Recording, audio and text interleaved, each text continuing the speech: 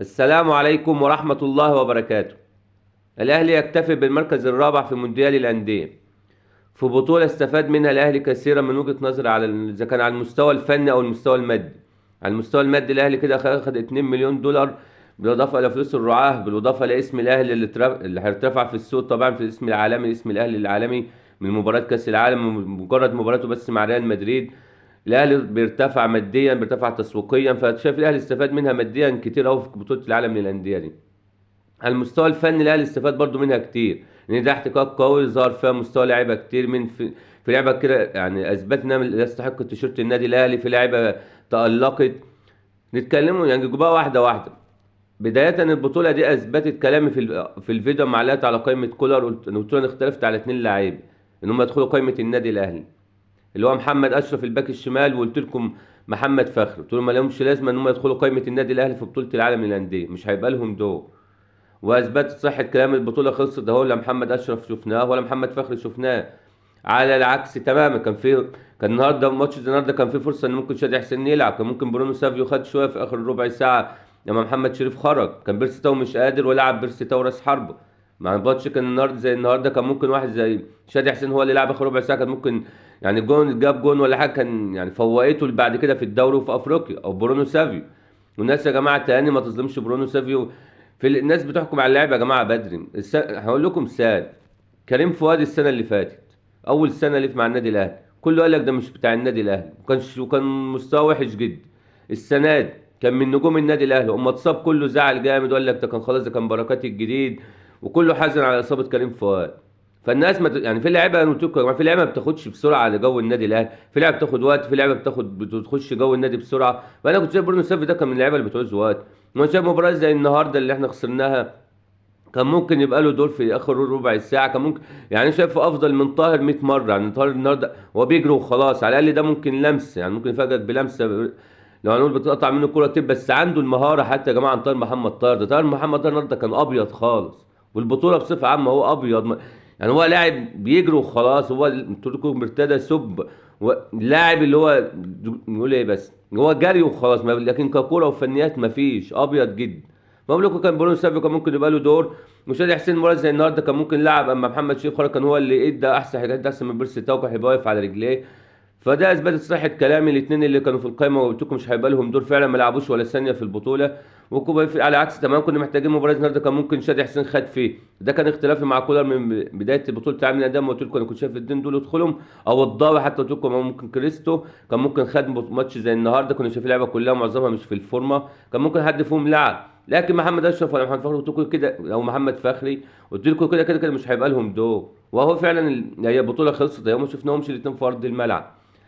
لكن كولر يا جماعه يعني، او النادي الاهلي بصفه عامه، انا شايف اجمال البطوله للنادي الاهلي، أنا شايفها بطوله جيده، يعني تتصنف ان الاداء الاهلي في اجمال البطوله انها بطوله جيده. اولا فاز اول مباراتين ليه، اذا كان على اوكلاند سيتي او على الفريق السياتل الامريكي، اتغلب مع ريال مدريد باداء ولا اروع، انا شايف اداء كان مشرف واداء قوي لحد دقيقه 93، راجل مغلوب، الفريق مغلوب 2-1، لولا اللياقه البدنيه اللي برضه اثرت علينا النهارده، نفس النظام برضه مع الطرد. فانا شايف هي بطوله ماتش واحد، وبسبب طرد، بسبب اخطاء فرديه برضه نفس مباراه ريال مدريد، برضه اخطاء فرديه بعيدا عن كولر هي اللي اثرت على يعني هزيمه المباراتين برباعيه. لكن اجمالي البطوله شايفها جيده، اما تخسر ريال مدريد ده طبيعي، فزت اول مباراتين، النهارده مادة اداء كويس لحد الطرد، كنت متقدم 2-1. فانا شايف نقول اخطاء، خطا الشناوي مع خطا خالد عبد الفتاح اللي غصب عنه. فانا بقول لكم يعني اجمالي البطوله شايف الاهلي بطوله جيده للاهلي والكولر. لكن خطا كولر النهارده انا بقول لكم عليه، اللي بالنسبه لي خطا يعني فادح، اللي هو الصبر على طاهر محمد طاهر 90 دقيقه، يعني من اول مباراه ما بصاش كوره صح. ليه الصبر عليه 90 دقيقه؟ انا مش فاهم، ما غيروش برده لحد المباراه ما انتهت. فانا ده كان خلافي مع كولر النهارده في صبره على طاهر محمد طاهر. غير كده انا شايف التشكيله كانت مقبوله بحكم السكواد اللي موجود، كانت يعني اي التشكيله كانت شايفها مقبول. بعيدا بقى عن راي ان مروان عطيه بتثبت الايام فعلا، كل مباراه بعد تاني شايفه لاعب عادي، لاعب روتين. انت لو كنت رجعت كريم نيدفيد من فيوتشر كان احسن 100 مره من مروان عطيه، على الاقل لاعب بيجري بالكره بيزيد، لكن ده ما عندوش لا الزياده، هو لعب على الواقف. انا شايفه زيه زي اشرف روى بتاع الزمالك، يعني ما اختلفش عنه كتير، هو بيلعب على الواقف، لمسه يلعب كور طويله كويسه وخلاص على كده، قطع كور يعني عادي، مش لاعب بيجري بالكره كده، كورته عاديه. انا شايف كره تقليديه مش بتاع النادي الاهلي، يعني شايف والفلوس اللي جه بقى اللي سمعناها 25 مليون شايفها كتير خلص عليه كمان، يعني يعني كان يستاهل الرقم الكبير ده. فاهموا البطوله دي يا جماعه نستفيد منها ايه؟ اول حاجه قلت لكم اللي قالها لكم من اول الموسم، بديل علي معلول يا جماعه. حتى الان الاهلي مش كولر ما عملش بديل لعلي معلول. ما فيش لاعب شفناه من اول الدوري يعني اداله. قلت لكم قبل كده في كريم الدبيس لاعب كويس وشفناه مع الناشئين كان ممكن اداله في الدوري. لحد دلوقتي وبطوله العالم خلصت اهي ما شفناش لحد دلوقتي. عايزين البطوله دي اثبتت الاهلي محتاج بديل لعلي معلول. علي معلول يا جماعه مش هيعرف ده انت عندك الشهر اللي جاي بس كل 3 ايام مباراه بالشهر يعني مده شهر انت هيبقى عندك لا لاعب 6 مباريات بتوع دوري ابطال افريقيا في الشهر اللي جاي ده. يعني احسب شهر لا هيلعب فيه 6 مباريات بتاع الدوري المجموعات. علي معلول عمره ما هيواصل مع ماتشات الدوري، هيقع منك. وقلت لكم من اول الدوري علي معلول هيقع مننا لو بالطريقه دي يا جماعه. الارهاق ما هو ده كتير عليه. اللاعب عنده 33 سنه ومن النوع اللي ما شاء الله لياقه بيجري كتير في المباراه، مش اللاعب اللي بيقف مثلا ويوفر مجهود. ده ما شاء الله هو طول ما هو موجود في الملعب هو عايز يزيد مع الهجمه مع الاهلي لازم يزيد. فبقول لكم الاهلي البطوله دي اثبتت ان الاهلي محتاج احتياط لعلي معلول. اثبتت ان بيرسي تاو ما يلعبش غير راس حربه. الجناح مش بتاع بيرسي تاو نهائي. بيرسي تاو راس حربه ما يبقاش له دور. وممكن النهارده يلعب شويه تحت راس الحربه شايف يعني تتبلع شويه، لكن حته الجناح بيرسي تاو دي تتنسي خالص. محمد شريف محتاج مش عارف بقى محتاج يدوس على نفسه كتير يعني.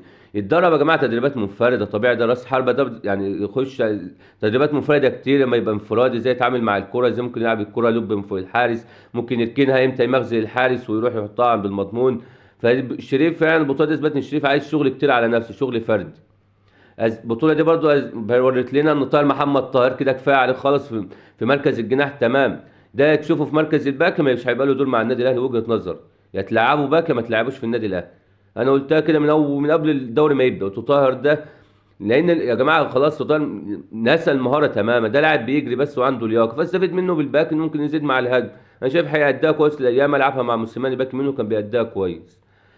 ايه اثبتت برضو البطوله دي يا جماعه زي ما قلت لكم مروان عطيه لاعب تقليدي مش اللي هيضيف كتير للنادي الاهلي.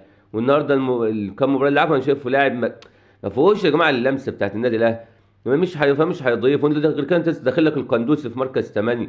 انت عندك حمدي فتحي ولا عندك اليو ديانج وعندك السوليه. ما كانش لها لازمه صفقه مروان عطيه، لكن بالتوفيق وربي يوفقه مع النادي الاهلي. لكن انا بقول لكم كان كريم نيدفيد احسن بكتير، او كان عمار حمدي صبرت عليه كده كده انت مش هتدي مروان عطيه كتير. كان اللي بياخده الوقت اللي بياخده مروان كان ممكن خده عمار حمدي او كريم نيدفيد، كان رجعته كان هيبقى افضل بكتير.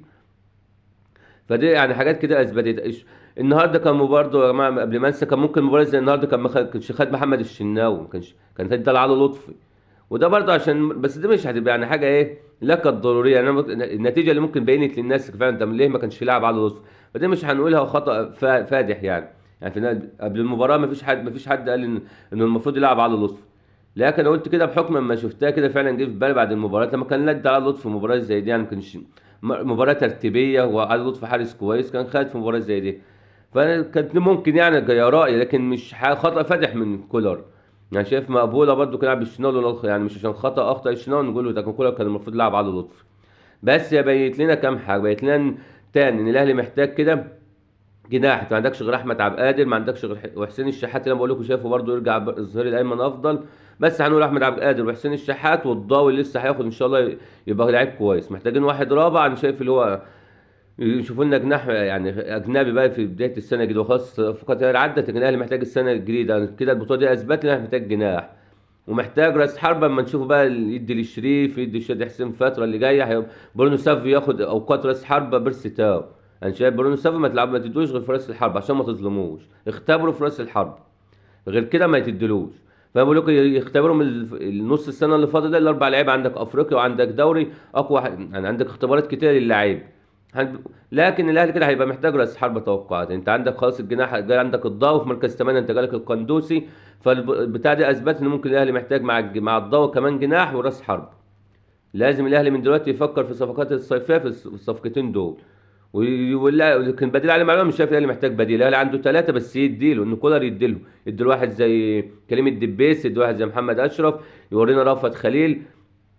وخصوصا بالنسبه لي انا رايي كريم الدبيس ومحمد اشرف. رأفت خليل انا الناس كلها بتشكو فيه لكن لما شفته في ارض الملعب وبامانه هو ما شدنيش. بس برضه ما نظلمهوش ياخد مباريات برضه لسه. لكن كريم الدبيس انا كنت شفت له مباريات كده وشايفه باك شمال خامه كويسه. مع المباريات هيجي مني وغصب عنك هتحتاجهم. علي معلوم مستحيل مستحيل هتلعب كل 3 مباريات وعلي معلول هتلاقيه طول الموسم موجود معاك، لا هيقع منك. فانت عشان حتى ما ترهقوش وتلاقيه بعد كده، كان تاني بقول لك هو باك شمال لازم تدي اي مباراه انت خلصت مثلا فاضل ربع ساعه، طلع علي معلول ادي واحد زي كريم الدبيس مره، ادي جرب محمد اشرف مره لحد ما نشوف مين اللي عارف فيهم يثبت نفسه. عندك في مركز قلب الدفاع احنا كده عندنا محمد عبد المنعم، عندنا متولي، عندنا ياسر ابراهيم النهارده برضه مش شايفه مأدي كويس. ممكن تشوف قلب دفاع رابع ممكن تعديها برامي ربيعه بقى الاتفاق، لكن انا شايف الافضل الاهلي يفكر في قلب دفاع يكون سنه صغير زي عمر فايد بتاع المقاولين، بحيث ياخد مع المباريات ياخد يعني ياخد خبرات النادي الاهلي، وتلاقي السنه اللي مثلا ما لعبش السنه الجايه على الاقل يبقى اللي بعدها موجود من اعمده النادي الاهلي في قلب الدفاع، يبقى مع متولي ومنعم يبقى هو الثالث. يعني ياسر ابراهيم انا بقول لكم هو لاعب مقاتل وشخصيه راجل، لكن يا جماعه لكن كورته قليله شويه على النادي الاهلي، ده وجهه نظر. فالاهلي خلاص قلت لكم مركز 6 الاهلي مش محتاج، مركز 8 خلاص الاهلي بقى عنده حاليا عمرو السولية مع القندوسي برده مش محتاج. قدام برضو عندك لعيبه كتير بقى هتعوز تتفور، انا شايف يعني واحد زي طاهر ده خلاص، برونو سافيان راين قلت لكم نصبر عليه بقى، طاهر ده كان طاهر خلاص. شريف السنه دي انا شايف الست شهور دول هيبقى اختبار ليه قوي، يا اما بقى يفوق ويرجع لنا محمد شريف بتاع اول سنه، يا اما هيبقى يعني بالتالي هيبقى خارج النادي الاهلي. شادي حسين ياخد فرصته برضه في الست شهور دي، لكن الاهلي هيحتاج يعني يفور في الطاقم القداماني ده شويه، انت ما عندكش حد دلوقتي ثابت نفسه غير عبد القادر وحسين الشحات. بيرسي تاو لو ربنا بعد عنه الاصابات برضه لعيب كويس يديك. عندك الضوء لسه هياخد، فانا شايف الاهلي هيبقى محتاج جناح وراس الحربه يعني والست شهور اللي فاضلين ده والانتقالات الصيفيه الاهلي بقى هيبان اللعيبه بقى، كل لاعب اللي هيثبت نفسه، اللاعب اللي فعلا اللي يستحق الاهلي يستحق تيشيرت النادي الاهلي، اللاعب اللي المفروض الاهلي يستغنى عنه. خصوصا بقول لكم طاهر ده ما يلعب باك ما خلاص كده كل سنه وانت طيب خارج النادي الاهلي. واقول لكم الاهلي استفاد بصفه عامه، انا شايف البطوله دي جيده للنادي الاهلي، استفاد منها ماديا، استفاد فنيا ان احنا شفنا مين اللعيبه اللي تستحق تيشيرت النادي الاهلي، واللعيبه اللي لسه عايزه شغل، اللعيبه اللي ما تستحقش تيشيرت النادي الاهلي، يعني استفدنا منها على المستويين اذا كان المادي او الفني. ومبروك للنادي الاهلي الحصول على المركز الرابع في بطوله العالم للانديه، والحصول على 2 مليون دولار غير الفلوس الرعاه، وبالتوفيق ان شاء الله في جاي في بطوله افريقيا وفي الدوري. والسلام عليكم ورحمه الله وبركاته.